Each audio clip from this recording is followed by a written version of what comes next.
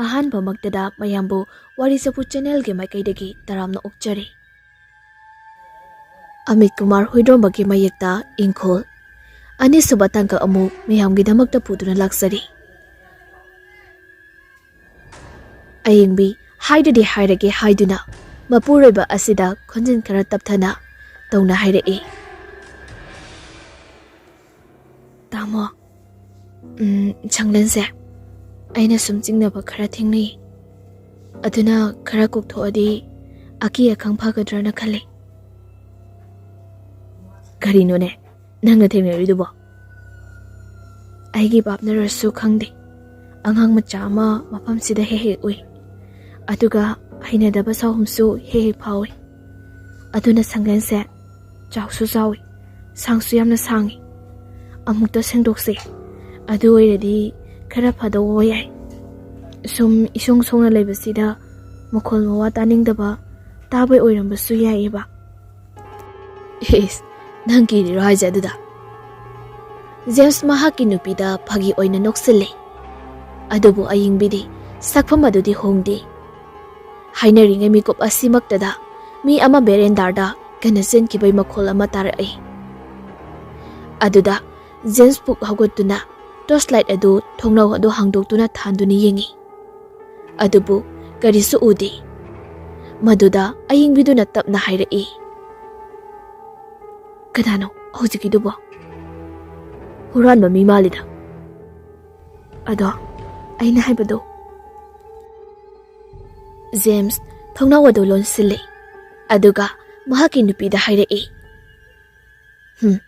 hoise laikai sida anobo oina lakpanina horan chinthi kyagi matangdu soirambe ye ado yengse hayengdo kari kamai tawbano na ai ahan kharada hangugi ngasigidi tumaseba asi haiduna makoi anidu tummi adubu ayingbidi pakna tumthaba yaramde thengjillalaba matam adudadi tumthakri hek tumthakibaga onthokpa mang ama mangi haiduni ayingbi matomda amama marak amagi lambida leptuna leirami amamba haibabu karimata he udi lambegi nag yet akiba phanglabau ujau kaya kya hauri madusu ubadi natti adubu saum amadi phauri akoiba asida angang macha amakhakna nokna koisen senbagi khonjel adu tari maduda ayingbi koilei leiduna yengi amo mukso ima haina koba khonjal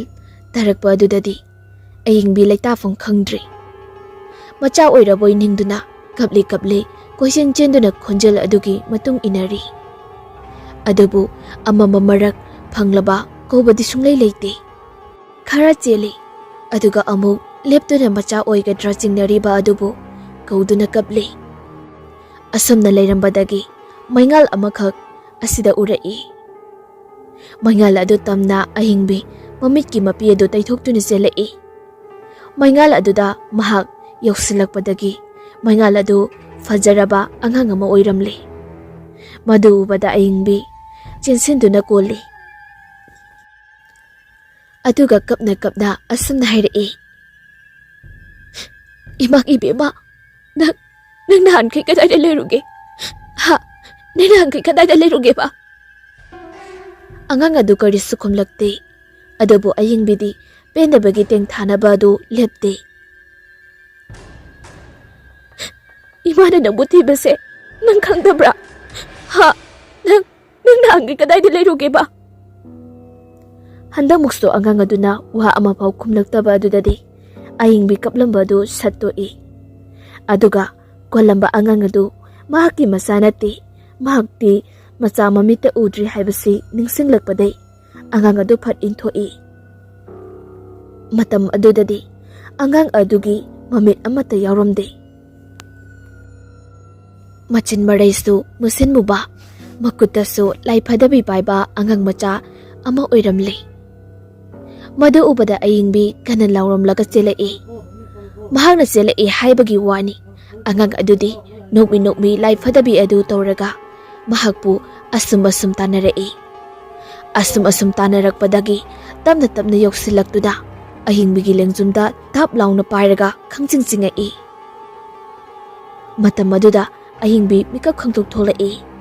Mama mamit adu humangna pungyom yomi. Mahaki mapuroiba aduna humang adu nanthokpiraga hangai. James na mangda kari kari umurage. Se ising glasi simada thakchilose. James na table da lairiba ising glass amadu piduna thakali. Madu thaklaba matungda amuk tumthanaba tawri. Adubu ayingbi mamiti pira cheli aduga mahaki mabuk adu makhut aduna nalna lalaga hipthare. Ngasidi James garigumba khara khangningli. Mahaki nupina haibagisu haiba mafam asi maong matau asi khangdoke haiduna laikai gi ahal ama thiba haurai.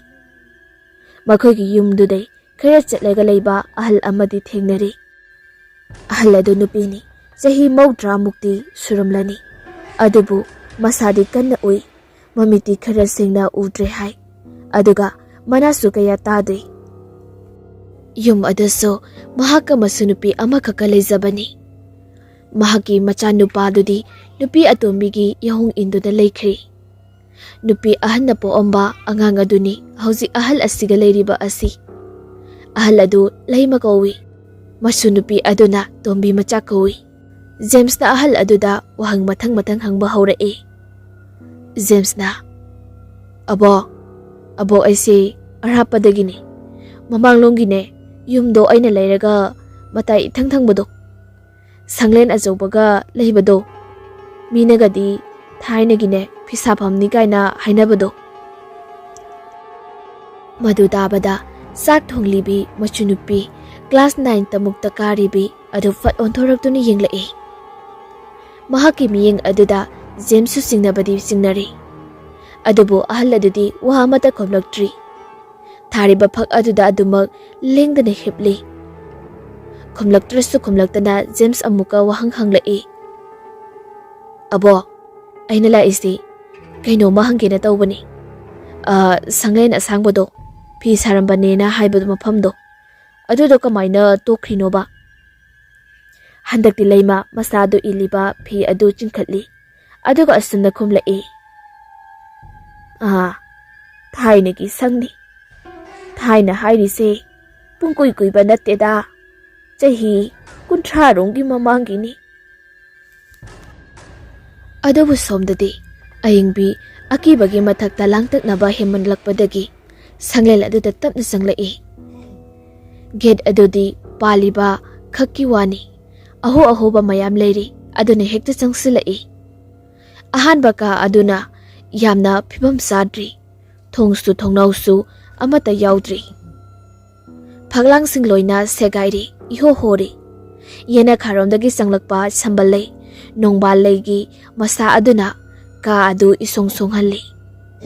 Laining kabagi nguru naba kaya sui. Thangnaba kasing adusu asigi loinabang manana phibam chadri. Khara mana thong atekpa yandaraga leiba khara mana thongnau segaiba yauba. Aduga pumnamak asigi phaglangsing adudi loinana ahoba leiri.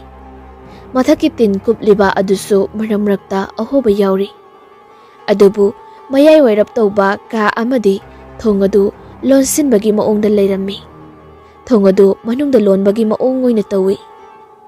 Aduda ayingbi hangdoknaba haiduna thongadu namduna hotnai adubu yadi. Thongnaudagi yengbadadi manungadu kaya motpa oidi. Atopa ka singa yengnabada khara nana ui. Amuktanga namlaga yenge haiduna thongadu kanna namba matamdadi thongadu masa mathanta hangtorai. Manungdu yobadadi thong adu sekhok achoba amana ngasinduna thamba oiramli. Adubu kananabu tawgadoriba haibasi ayingbi matomda khalli. Ngahak yengduna leiringai berendar lomda mi ama chenkhibai sahum phaurakpada ayingbi thongjil aduda phatli thoktuna nak yet oi yengi adubu kanasu leiba udi. Mahakna khudak asida uriba haibabu thong asiga mapa chap manana makhoi yungi thongnau adu uribani. Thongnau adugi mingsal manungda yaliba padar adugi marumda angang ama manbagi saktam ama mami sengpatabi urai. Madu ubada ayingbi adu swai lawi. Imungdudana ibehal jakhumda chak lusinge haiduna kana luisili. Kachil amada thamliba suitcase adudi tapna tapna lengba haurai. Log adusu masa mathanda tapna tapna hangdorai. Adugi suitcase aduda maya kaba haurakli. Manungduday musin muba makut ama tapna tapna thindorai. Tapna tapna thindorokpana haujikti masamana mamai mamit gyan men tadraba ama lithorakli. Adubu ibemhaldi masi pumnamak khangba natti. Mahakti tung onthokduna sak thonglibani. Aduga somdana ayingbi mahaki ka adugi thongnau aduda munna mamikup takai septharaga yingduna leiri. Adubu lambidagi James adu chensi chatuna lai. Thongal he changlakpa matamdadi masadu tu khyau khyau sungi. Mangol he kakhalakpaga mahaki nupidu kau-kauduna sangai. Sakhumdana suitcase aduday menman tadaba nupi ama lithorakli. Adubu James na chakum hek yobagadi suitcase adu karino mana idmagi moongda machi khara phatle ngai. Aduda James adu suitcase aduda yenglaga mamada hanglai. Ima ahingbidi. Ha, khangdini he swaida leirangwani kaino. James panthaba tawdana mahagi kada hana changai. Mahakna kada changlakpa adudadi asomda ahingbinasu thongnau aduda uri. Adubu thongnau aduda lepliba angang adudi machi lengdi. Angang adugi hek matungda James na leptuna ahingbigi maikai yenglakpadu ahingbi masamaksu uri. Aduga James nasu sanglel adugi ka amadai ayingbi amadi nupi ama khakna mangonda yenglakpadu ubada James khonglei thuna ka adudai chenthoraklaga sanglel adu tamna chensilai. Ayingbi bu mapam adudai puthorai. Aduga kada pusilaga asumna hairai. Kaidobagi nang mapam aduda kuchangchangino. Sum kari kari legena yengubani. Nangbuki mafam asi sengdona haramdaina ingonda. Aduga nathanda kaidobay changino ba? Ayingbi mahaki mapuroiba du sauningi haiba khangi. Aduda wa makha taraktri. Ngihak tumina phami aduga James na tapna hairai. Pangchangchanguna. Laifamni tinfamni su khangdi. Hoi. Sanglanse sarkargi lam oirasu sidoktana thamise maram soidana lerongani. Ayingbina kay maram. James ngasai tamlakpa warising adu haidoksira khali. Adubu kikhrani haiduna wa thaidorakli. Sidokradi sarkargi lamnisu menman tararina. Lam khopsinabada yaukrani. Aduna sidoktaba oiranganida.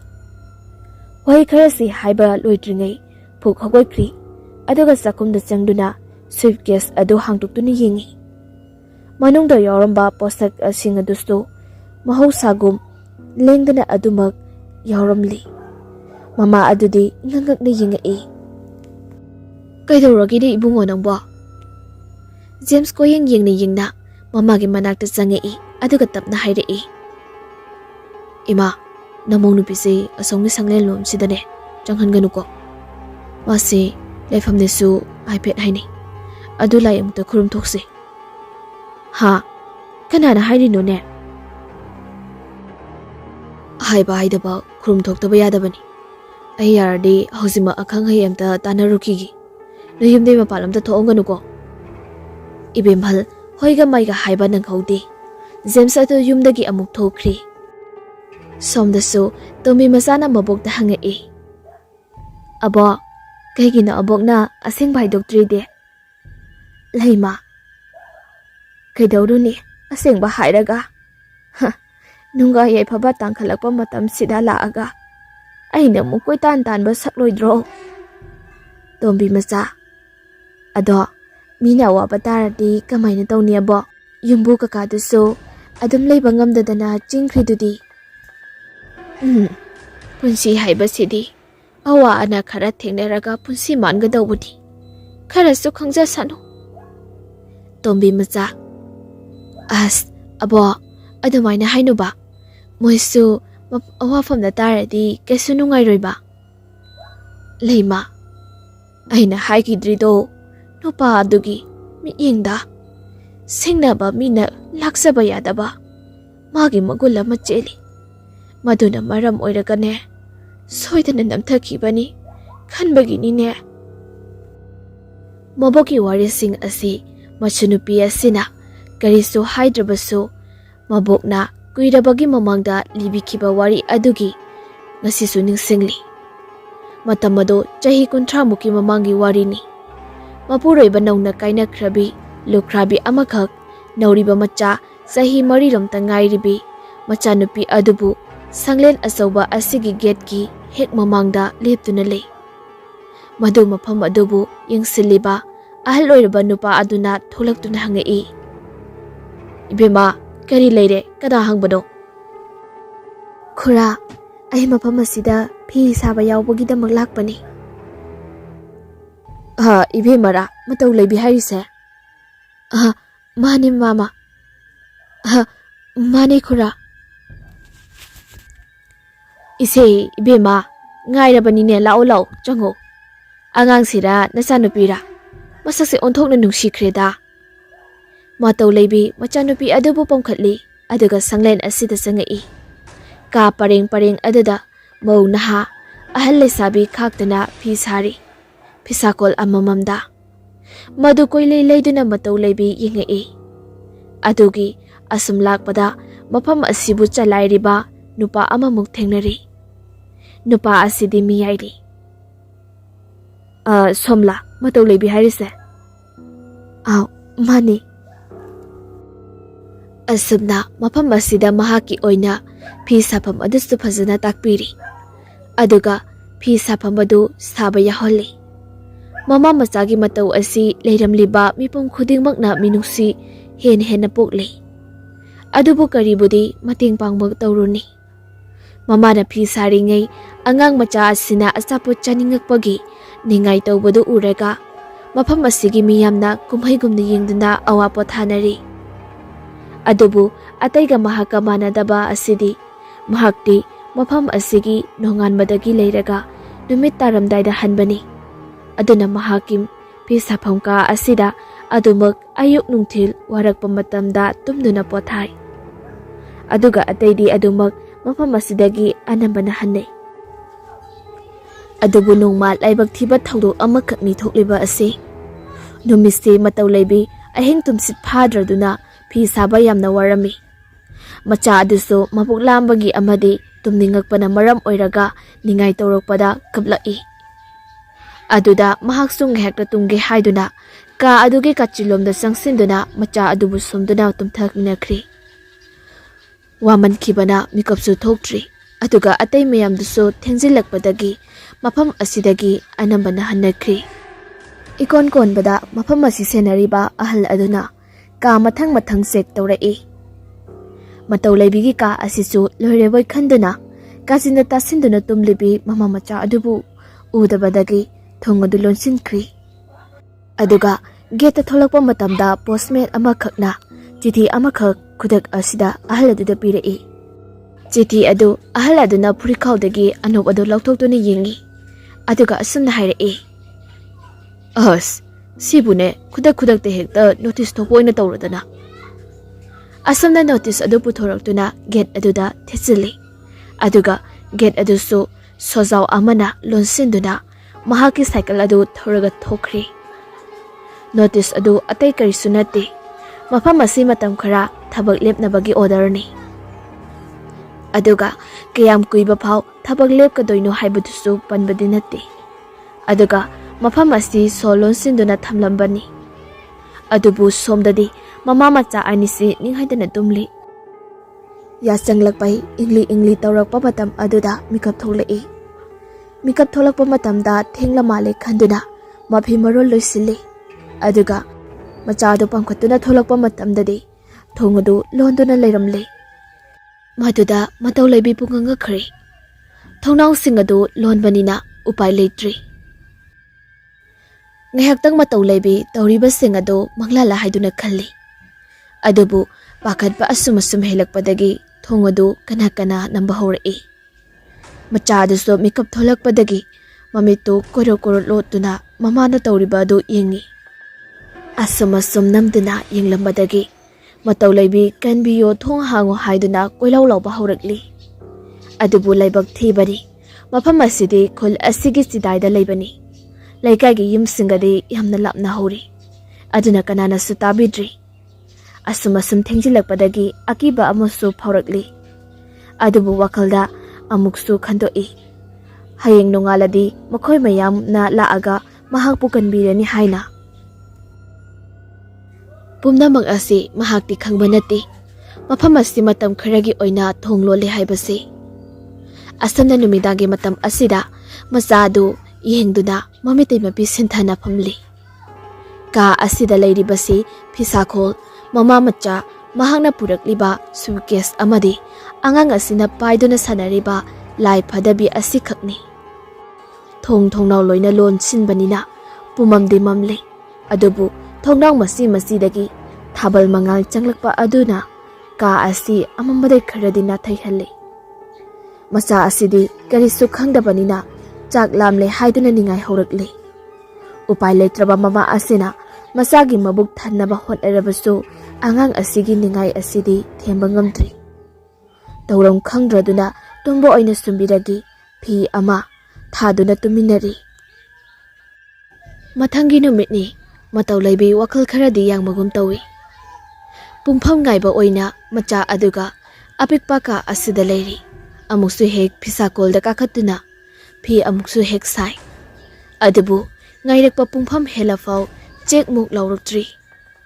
Asa taujaramba adu tapna maithong maksilakli. Asum thengjilaktuna numit yungba matam oirakpadai pakhatpa thukatpana helakli. Macha adubu konsinduna hik lauba makhai kappi. Mafam asida mahakpu lauthokpiyu kanbiyu haiduna mana laurabasu kananasu tabidri. Asumna hapta ama henjilakpadagi matau leibi mafam asida asiba macha adubu kongkhatuna taibangpal asi thadoki mahaksu. Thaudok asidagi mafam asi mi kana mata changdadana thamlakpani. Adubu sahi kharagi matungdari mafam asiga naknana leikaigi mina yum sajilaktuna leiri. Laibak thibadi mama masagi thawai asina mafam asida lengdana leibana maram oiraga hana leiramba yumbu adu leiba ngamdraduna thadoktuna chatkibani. Wari pumbase ahal oirabi leima amadi machunupi tombi machadi khangi. Aduga leikaigi miyamnasu khangi. Hauzik khangdriba haibabu James ke imung manung khakni. Adubu James akhang ahai thiba lakli. Khul asigi wangba chatlaga leiba khul amada amaiba amaka unarure. Amaiba adu tawraga lai khurumnaba haiduna numisimaktada puduna lae. Amaibado mamindi khara chatpa amaibani. Adubu James ki thongal hek kansilakpada mahaki khong adu karigomba amada khudi thiduna khongbi adugi khojinadu phakpa bakhai I thokli. Anhaba khangna karida khudi thirino haibada yengi. Kari matadi leiramde. Matam asida amaibadu haipet chingnari. Adubu khong sokpa adu paiduna loinana parap changlakpada sanglen asangba aduga hek michanaruri. Matam aduda amaibadu swailawba makhai tu khyawlaunu chongi. Maduda James ki mangolda kakhatuna phamthai. Aduga tumina kana khanganda mantra ama sonjaduna mamai aduda nan thajei. James amade ayingbiga tawduna amaibagi sokpa adu seba tawna amaibaduna hairae. Kiyamdi kuiraba noidi sida leiba. Oja numini humni kaktama gajari. Ngasi aina hajakibaduni. Oh, ei kaurure. Oja yarare yongo khongse. Yarani. Ado aina phonda layona haikiba polumdu lairabo. Khara madi hanagi leijabani. Ayingbi amukta puthoro. Ayingbi imungda sangkhraga yangkok amada potlam sing adu amata sithadana haplaga puthorei. Maduda amaiba aduna hek ayingbida michanaruri. Maduda asumna amu hairei. Ibe masidi onthora ningthijakre haibu. Karino mada iya yetlini he. James na ha oza karibuno oza. Ima panthoibina yetpugumda aina uine he. Madu palakpada ayingbidu swalawi. Adubu mapuroiba asina wamaka hangai. Oza kamdosige adudi. Chada nautada khara yetpa mali. Hada muksu marik sumna hairakpa asidadi James ayingbi amadi ibemhal pumna mangakri. Masu ningbada ngauraba ibemhalna oina wahang hanglai. Oza kari tauzaraga phagani amukta takpiramuba. Ngaiko thaba anilo bata hoidi. Hauzakidi thabakse hana pangthokisi. Aduga kona amuk toksiko. Amaiba asigi wada makoi ahum tumina yengduna leiri. James mahaki nupida yenglai. Ayingbidi James ta ningamdana yengli. Maiba asinasu polam singado phajana sem sari. Matamdi khangaude yasanglakli. Yachangba haibabu potchai mayak sengna uraktri. Yumjaida tawgadaba thabakni haiduna yumjaida puna changlaba matungda amaiba aduna pukseta yeptana purakpa che matum ama puthorei. Wari asi ngasigidi matang asida loisinjari. Mayam wari asi mathangi episode ta kari kamdobona haibadusu amu mayam punna ngai minarasi.